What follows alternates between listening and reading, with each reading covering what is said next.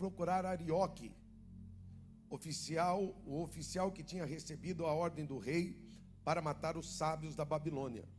Disse Daniel: Arioque, não mate os sábios, levem-me para falar com o rei e para explicar o sonho que ele teve.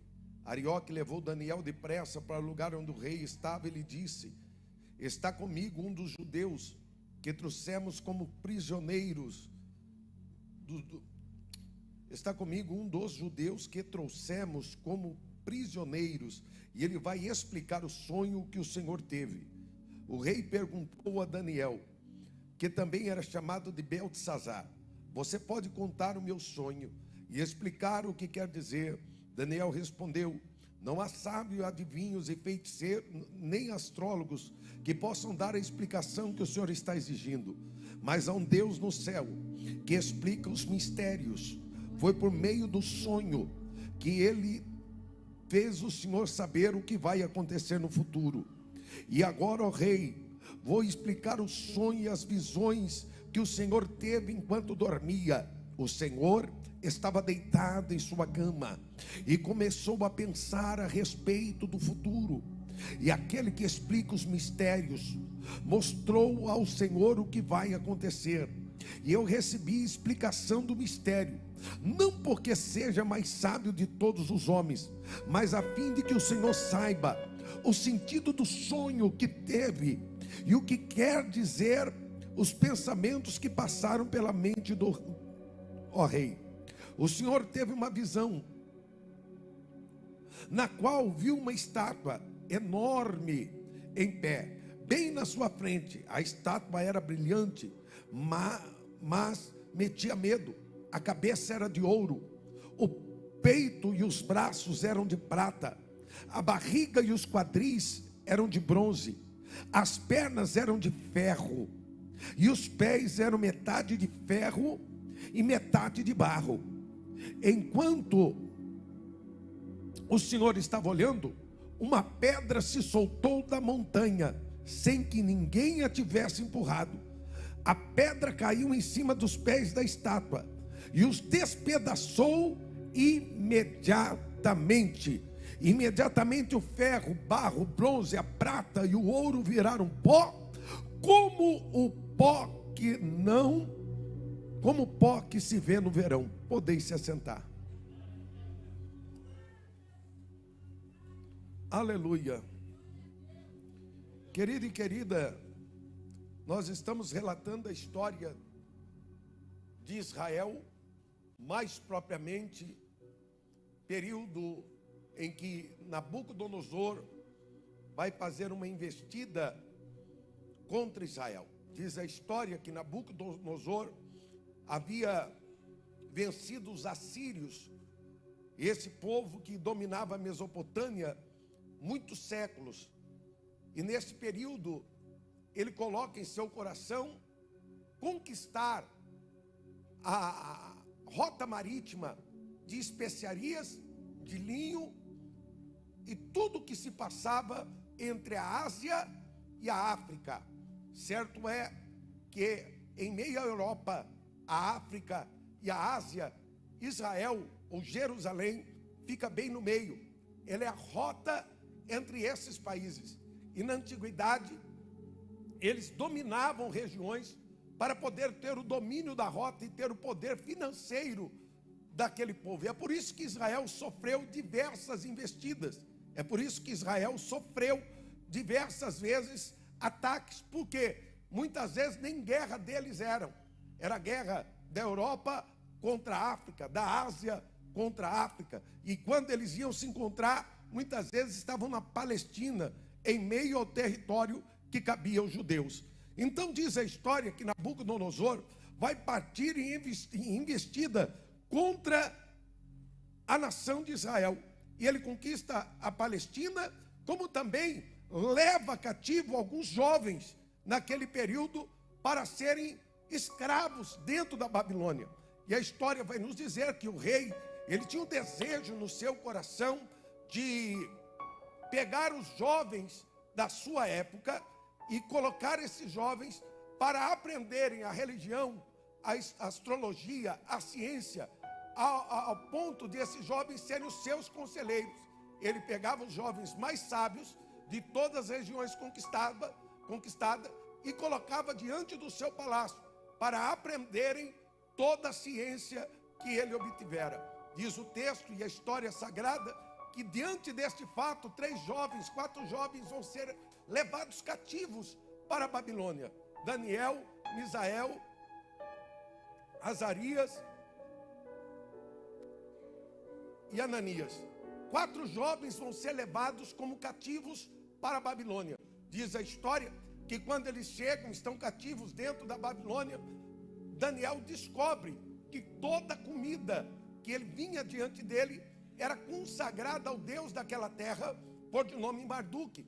Então Daniel coloca em seu coração não se alimentar das especiarias da mesa do rei. Desculpa parar aqui um minutinho só a sua mensagem, mas eu quero convidar você para ser o seu mentor. Quero poder mentorear a tua vida. Eu quero poder estar trazendo aviso até mesmo das nossas reuniões. Eu quero poder estar te ajudando. Clique agora no link da descrição e você vai estar entrando agora no Telegram. E não se esqueça de se inscrever no canal e poder estar um pouquinho mais próximo da gente. Deus abençoe. Por quê? Porque ele aproveitou o tempo de crise para se consagrar. Ele aproveitou o tempo de adversidade para colocar a sua vida no altar diante do Senhor. Diz a história que Deus se agradou de Daniel, ao ponto de Daniel sobressair aos demais que estavam presos.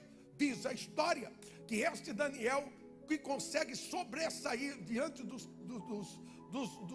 que estavam ali presos, para amanhã serem aqueles que trariam a sabedoria ao rei, por de nome Nabucodonosor, Daniel consegue destaque ao ponto de conseguir a confiança daquele que cuidava dos jovens, por de nome de Arioque. Ele consegue se destacar e conquistar o coração.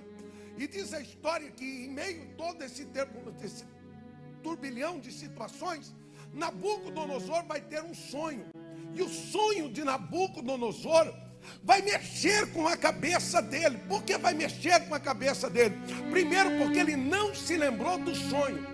Segundo, porque entendia-se que toda vez que um Deus na antiguidade te desse um sonho e não te fizesse lembrar do sonho, seria que esse Deus estava irado contra você, iria trazer punição contra a sua vida. Então, aqui está o entendimento de Nabucodonosor: se eu não descobrir o meu sonho, o meu Deus, ou Deus a quem sirvo, vai me penalizar, vai me cobrar, vai colocar a mão sobre mim.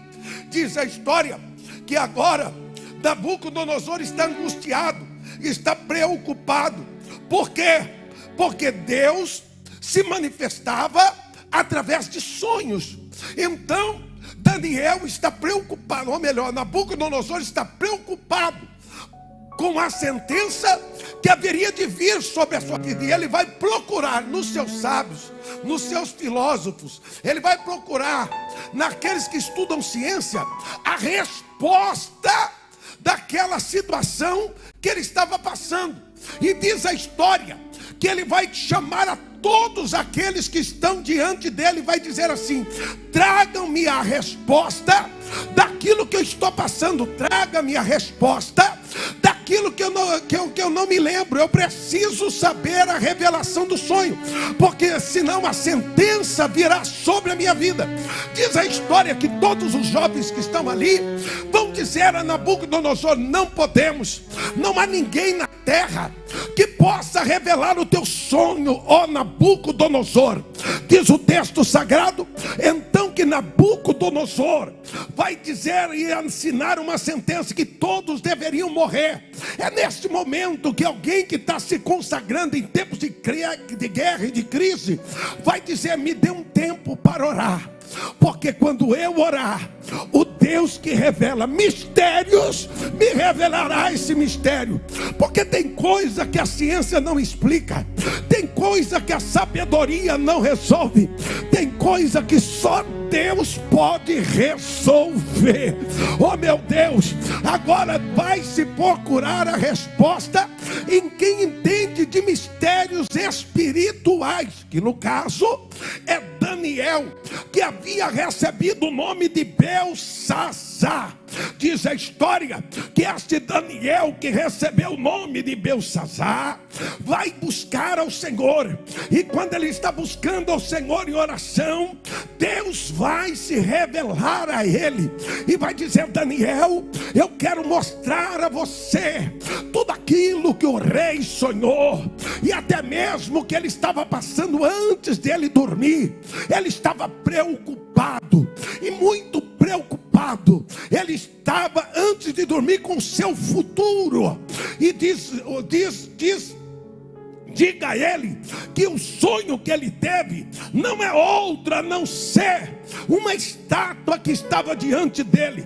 Até aqui tudo bem, mas diz a história que essa estátua tinha particularidades. Por que tinha particularidades? A estátua tinha cabeça de ouro, braço e peito de prata, estômago de bronze, quadril de bronze, pernas de ferro e pés de ferro com barro. Diz a história que Daniel se apresenta diante dele e diz: eu tenho a revelação, como também tenho a interpretação desta revelação do sonho que o Senhor sonhou. Deixa eu lhe dizer algo muito simples, Nabucodonosor. Você é a cabeça de ouro, é a Babilônia, que conquistou reinos, que conquistou palácios, que conquistou territórios, que avançou a lugares que muita gente não avançou. O teu reino é glorioso, o teu reino é grande, o teu reino é de grande estima. Todos aqueles que olham para Nabucodonosor, eles vão dizer: este reino é um reino de excelência. Este é o teu reino, ó Nabucodonosor. Mas eu tenho algo para lhe dizer. O teu sonho quer se revelar justamente a concernente ao teu futuro. E qual é o seu futuro? Primeiro, o seu futuro será de honra. Cutuca alguém e diga para ele: o teu futuro será de honra. Deus te trouxe aqui para lhe dizer que você precisa tranquilizar o teu coração, porque Ele tem um futuro para você. Deus tem algo novo para o teu futuro. Deus tem algo para se revelar sobre a tua vida, meu Deus. Só que a história vai nos dizer que agora a cabeça de ouro precede ao braço de prata e o peito de prata. Ele vai dizer: este reino não é outro reino a não ser o reino de Ciro. E quem é Ciro? Ciro é um homem profetizado por Isaías 100 anos antes do seu nascimento. E a história vai nos dizer que este homem, Medo-Persa, ele vai ir diante da nação babilônica. Diz a história, justamente numa noite em que um homem pôs de nome Beltsazar. E quem não se lembra de Beltsazar, neto de Nabucodonosor, estava diante do palácio real, se embebedando, dando festa, e começou a buscar os utensílios sagrados que estavam ali diante dele. Diz a história que ele vai buscar os utensílios sagrados, como também ele começa a trazer diante de si bebidas e muita bagunça.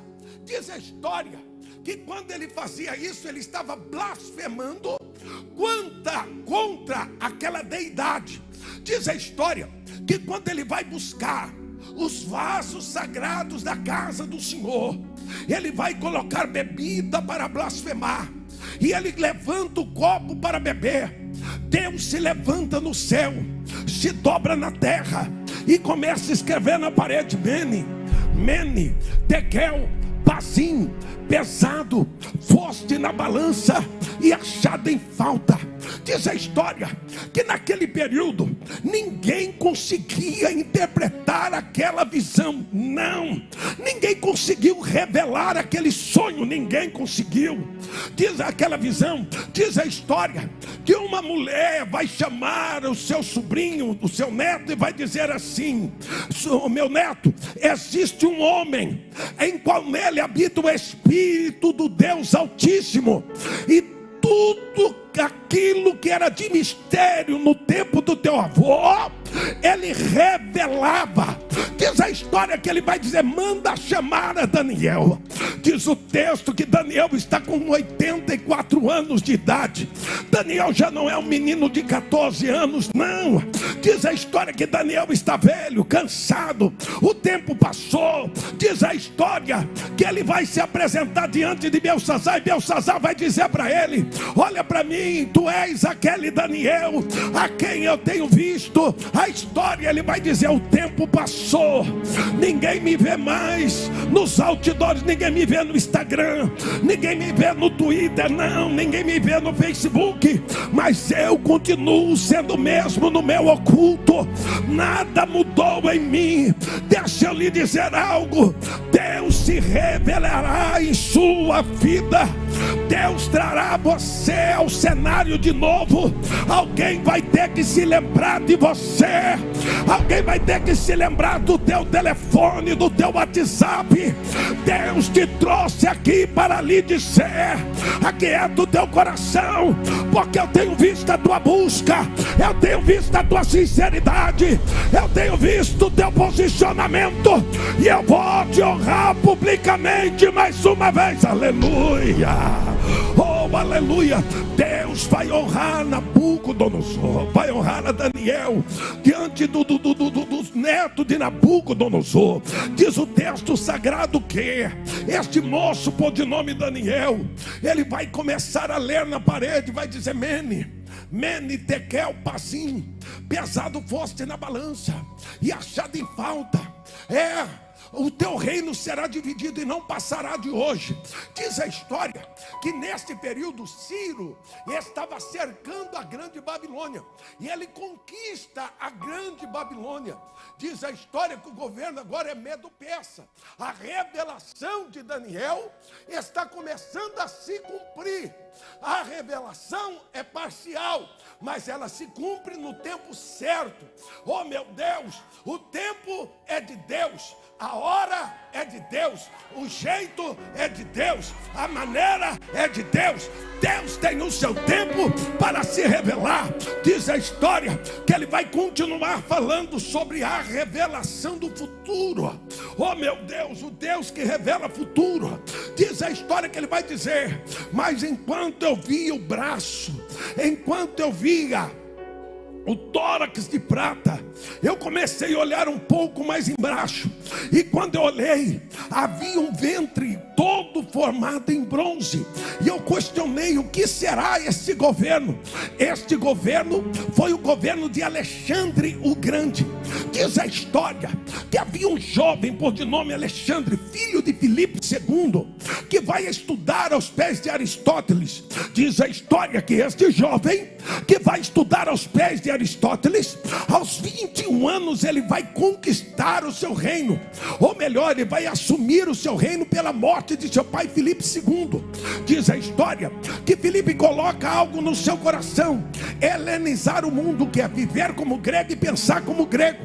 Quando ele dominava uma região, ele não mexia politicamente sobre a religião, ele mexia numa questão social, de viver-se o grego, adorasse os deuses do Olimpo, adorasse toda a estrutura que era colocada diante dos gregos. Diz a história que esse Alexandre o Grande, ele vai dominar e vai acabar com o Império Persa. E quando ele acaba com o Império Persa, diz a história que ele conquista a cidade que vai o seu nome, que se chama Alexandria. Quando ele conquista Alexandria, o texto sagrado vai nos dizer que ele vai sentir em seu coração voltar-se para a Babilônia, pois Babilônia viu seus jardins suspensos, que era considerado uma das 7 maravilhas do último do tempo passado. Diz o texto sagrado que ele volta, e aos 33 anos ele morre. Aos 33 anos acaba-se a história de Alexandre, e não demora muito para os seus 4 governadores perderem o controle de tudo aquilo aquilo que Alexandre conquistou. É sempre assim, a gente luta, a gente conquista, e parece que as pessoas que eram para dar estrutura àquilo que começamos, acaba perdendo o rei ou a rédea daquilo que nós fizemos. Quantos já não construíram e os filhos mesmos acabaram destruindo? Quantos não levantaram impérios e seus filhos perderam? O que não falar da família Matarazzo e tantas outras famílias que já dominaram esta nação, que já dominaram São Paulo, já dominaram tantas cidades em nosso país, e hoje estão perdidas porque os filhos não tiveram a mesma mentalidade de seus pais, não mantiveram estrutura. Foi quando neste período se levanta um novo governo. Quem se levanta? O governo romano. Diz a história que no ano 163 vai se levantar um período chamado Macabeu. Os Macabeus, eles vão se levantar contra os Seleucidas. Ele vai se levantar contra os governadores de Alexandre o Grande. E diz a história que naquele período queriam macular o altar do Senhor, queriam imolar porcos diante do altar de Deus, colocaram uma estátua ao Deus deles diante do altar de Deus. Só que havia um homem por de nome Matatias. Diz a história que este homem por de nome Matatias, ele vai resistir. E tem hora na minha vida e na tua vida que nós temos que resistir. Para quê? Para guardar aquilo que temos. Ninguém vai tomar aquilo que temos, não. Foi consagrado em santidade. Você lutou para ter, você lutou para apresentar. E deixa eu dizer algo para você: ninguém vai destruir aquilo que Deus santificou na tua vida, não vai. Ninguém vai destruir teus projetos. O teu projeto está na mão de Deus, o teu sonho está na mão de Deus, tua família está na mão de Deus, os teus projetos estão na mão de Deus. Deus trabalhará ao teu respeito, aleluia. Sabe que o texto sagrado vai nos dizer que é neste período que se levanta agora, em meio ao conflito que havia ambos os lados, Roma se levanta para guerrear contra os Seleucidas. E diz a história que em 63 eles vão conquistar todo o reino que era dos governadores de Alexandre o Grande. Roma agora dominou o mundo. Roma consegue dominar toda a região do Mediterrâneo. E agora ela consegue ter o poder financeiro. Tudo aquilo que Nabucodonosor um dia idealizou, agora Roma está conquistando. Diz a história que esta Roma, ela era tomada por um só governo. Diz o texto e a história que o tempo se passa, Roma ainda está dominando sobre toda a terra. Quando chega o ano 340, quando Constantino se levanta dentro de Istambul, em Constantinopla, diz a história que ele vai querer transferir a sede de Roma para Istambul, hoje na Turquia, e vai dizer: aqui será a sede do catolicismo para todo o Brasil. É quando acontece o cisma, a divisão de Roma. Então pera lá, Roma era um governo forte, sim ou não? Sim, ele era um governo de ferro. Por quê? Porque dominava sobre toda a terra. Mas agora vem a cisão. Qual é a cisão? A divisão. Divide-se Roma e Istambul. Agora existem os ortodoxos e os católicos romanos e os católicos ortodoxos que vêm da região de Istambul. Agora o reino está dividido. O reino agora não está bem. E sabe o que Jesus disse? Que uma casa dividida não subsiste. É por isso que você tem que fazer isto e trabalhar para ter constância, ou ter coesa em tudo aquilo que você levantar, tudo aquilo que vai fazer. Tenha comunhão com a esposa, tudo que vai fazer, tenha comunhão com a família. Uma casa dividida não subsiste. O que Deus vai fazer por você tem que ter unidade, tem que ter força de ferro. Não, nada vai dividir aquilo que Deus uniu, não. Nada vai dividir o que Deus juntou, não. O diabo não vai colocar instabilidade sobre a tua vida, não vai. Oh meu Deus, Deus dará estabilidade a você. Deus dará estabilidade à tua casa. Deus dará estabilidade à tua família. Talvez você não entendeu, mas a perna nos fala de coluna. Você é a coluna da casa. É você que mantém a casa em pé. É você que mantém a casa em ordem. É através da tua vida que as coisas andam. E deixa eu dizer algo para você muito sério nesta noite. Deus te dará força para se manter em pé. Nada vai te desestabilizar, não. E existem coisas tentando te destabilizar. Existem situações tentando dividir. Existem situações tentando te entristecer. Deus te trouxe aqui para lhe dizer que a estrutura que Ele deu, Ele vai sustentar. Oh meu Deus, Deus te dará a estrutura para manter a casa em pé. Vira para alguém que está do teu lado e diga para ele: a casa vai ficar em pé, a família vai ficar em pé, o casamento vai ficar em pé, o ministério vai ficar em pé, os teus sonhos vai ficar em pé, teus projetos vão ficar em pé, tudo que Deus deu para você vai ficar em pé. O diabo não vai tirar a alegria do teu coração. Deus te trouxe aqui para lhe dizer: tem estrutura. Na casa ainda tem estrutura, na empresa ainda tem estrutura, na família ainda tem estrutura. Bateu tentando desestruturar, mas Deus está dando estrutura para alguém que está aqui hoje, meu Deus. Urabacantaramaia da comanda cantaramandara cantaramaia. Ela é bacantaramanda de bombe da cantaramandoreba. Ela é bacantaramandarabaia. Ela é barassuribicandaраia. Oh meu Deus e meu Pai, parece que vejo um Roma agora que começa bem, começa com um reino forte sendo dividida. A revelação é clara. Vira para o teu irmão e diga: o tempo pode passar, mas a profecia vai se cumprir. Tudo que Deus prometeu para você vai acontecer. Tudo que Deus prometeu para os teus filhos vai acontecer. Tudo que Deus prometeu para a tua família vai acontecer. Tudo que Deus prometeu para o teu trabalho vai acontecer.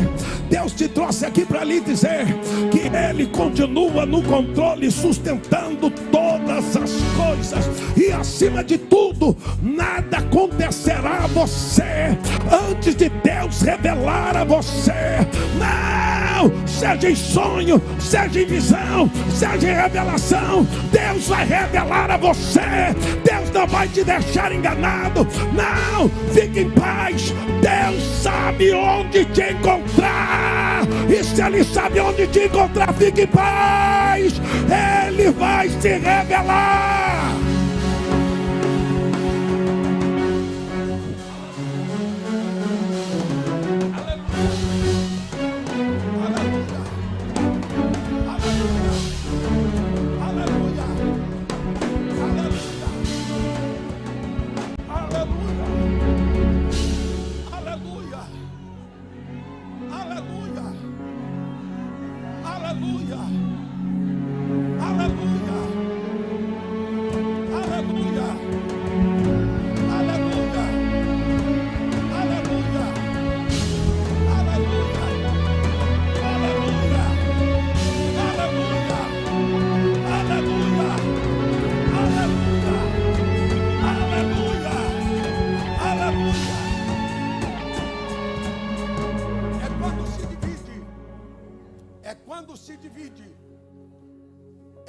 Se divide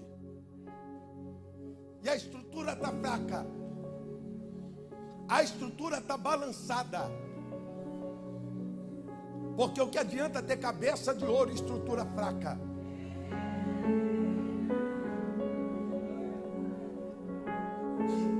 Aleluia.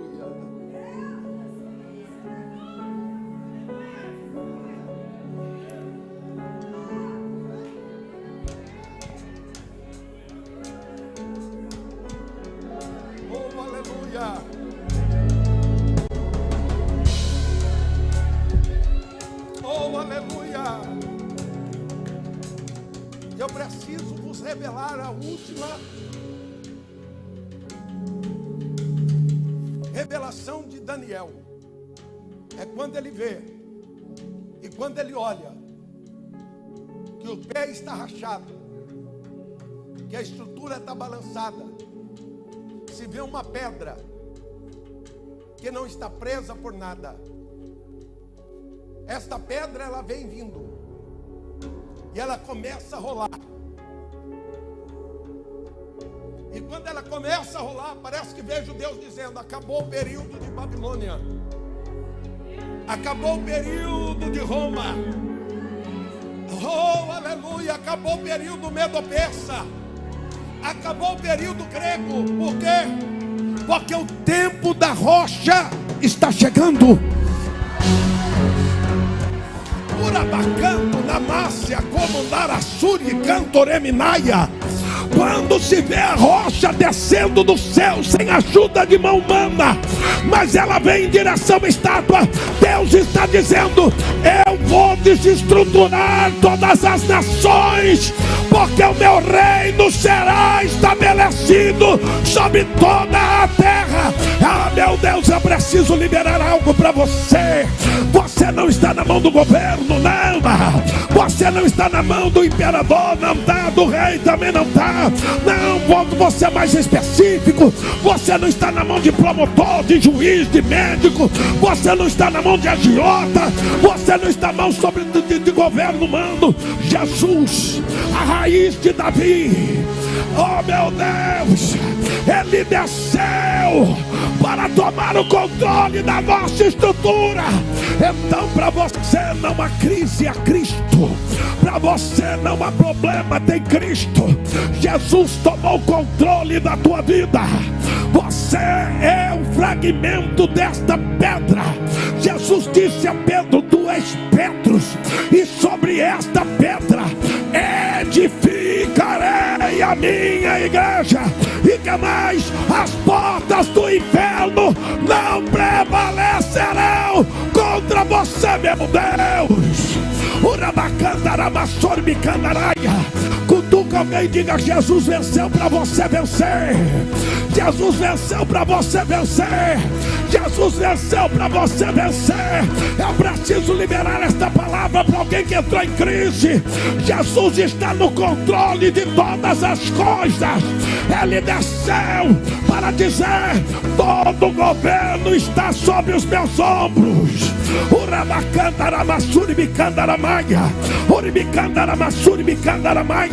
O reino do Senhor jamais será destruído. Não, o diabo pode se levantar dizendo: eu vou trazer imoralidade sobre a igreja. O diabo pode se levantar dizendo: eu vou calar a voz da igreja. O diabo pode se levantar dizendo: eu vou tentar enfraquecer a estrutura moral da igreja.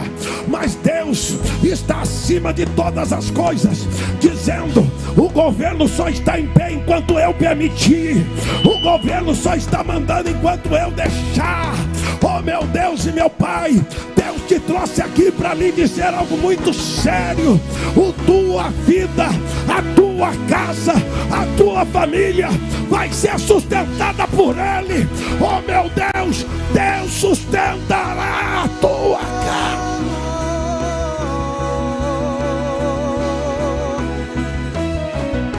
Aquele que habita no esconderijo do Altíssimo, a sombra do Onipotente descansará. Direi do Senhor, Ele é meu Deus, o meu refúgio, a minha fortaleza. Ele me livra do laço do passarinheiro E da peste perniciosa. Ele me cobre com suas penas e debaixo de suas asas estarei seguro. Eu não temo espanto noturno, nem seta que voe de dia. Na escuridão, nem mortandade que assole ao meio-dia. Não importa quando caiam do meu lado, Direita, esquerda, eu sou protegido. se eu for fiel, eu moverei o céu. Ele me anjos para Senhor.